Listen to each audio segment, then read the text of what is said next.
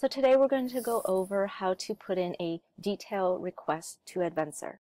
So I must preface this by saying that before you put in any detail request, all families need to be made for that package.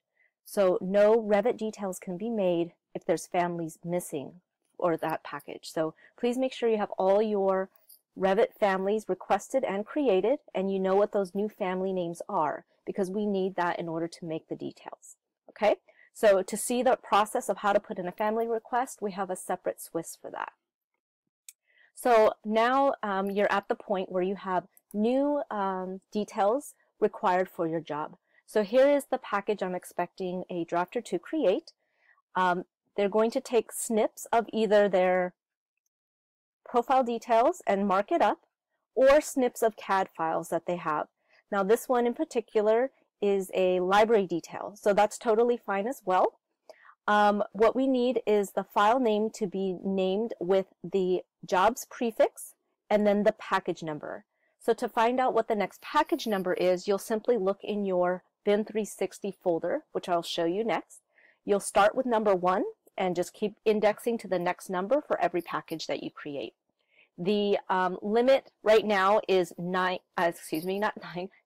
details per package is the maximum we'd like to keep to ensure that Advenser can finish each package in a week's time.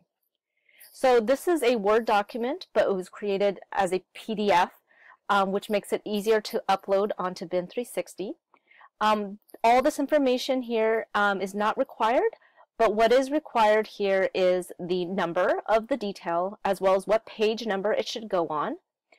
If you want, what description you would like for that detail view, and then a snip of what it should look like and any family names that go along with it. So in this case, it's a door detail. We don't make families for this, so there's no families names listed. Any comments like this is part of my review when I get these packages. It's extra information that I provide specifically to Advenser. So this is an example of a package that I would send to Advenser.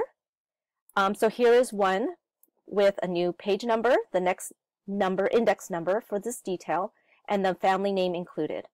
And then the snip is here so that Advenser knows how to annotate it.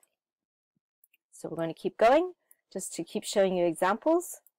So here in this case, needed both left and right. One snip was good enough, as well as both family names for the left and right conditions. So this is the information I would need to know that you need both lefts and rights. Don't assume that I will make both. Unless you tell me you want both, I will only make the one detail that's given. In this case, there's a perimeter. So this is a perfect example of what we need from the drafter to tell me what perimeter condition it should be drawn in this detail. So just a snip from the architecturals is enough, but if a drafter feels they want to draw it out in CAD and give me a snip of that as well, that's also perfectly fine. Or if the architecturals is really incorrect in what's happening, it's better if we redraw what you really need. So this is what I got from the drafter, but as you can see, I added some extra sketches here and extra notes to clarify for Advenser. So again, this is part of my review that I do. I don't expect the drafters to do this. But again, if the drafter feels they want to add this extra notes and clarity, that's totally fine. More information is always better. But that's it. We're going to keep going. So again, this is a brand new detail. The drafter drew, started with their profile detail and modified it for what they needed. A new family name was created, and thus they have the new family name here for this new detail, as well as the description and page number. So those are the critical things we need for every detail in each package. So this is a good example of what I need from the drafter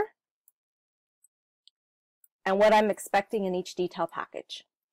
Okay, so once the drafter creates this Word document, I request that they print it to a PDF. And then once the PDF is made, you're going to upload it to BIM 360. So in BIM 360, you want to be in the number 3 Advenser's projects file. So to get there, you just click up here, and most by default, you'll be in the number 1 folder. So just scroll down to number 3. So you'll be in Advenser projects.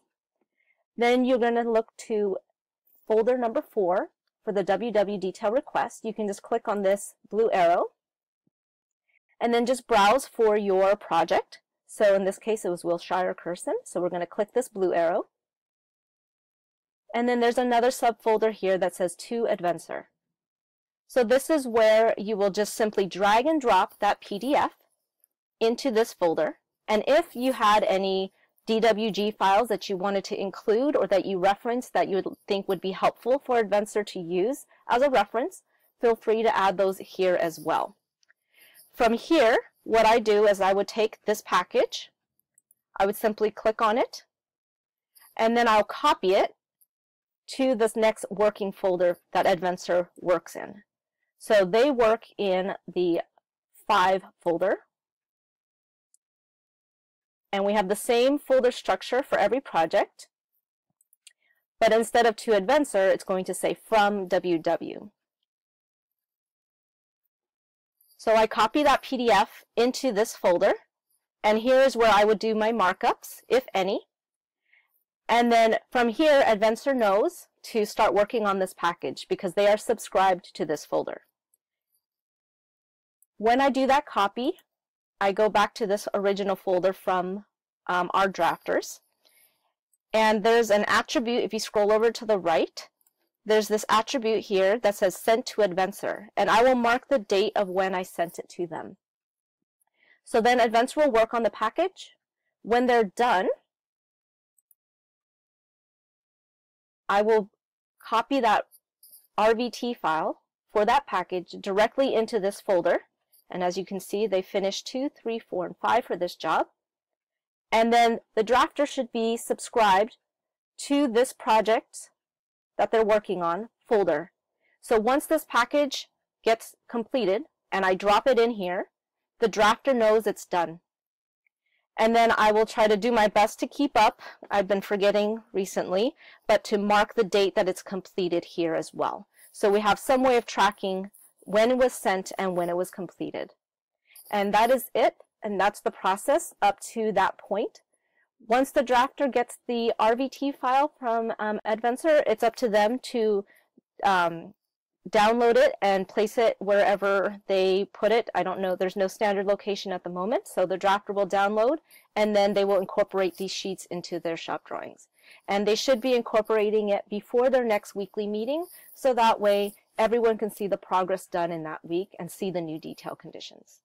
All right, so that is our process. Thank you for watching.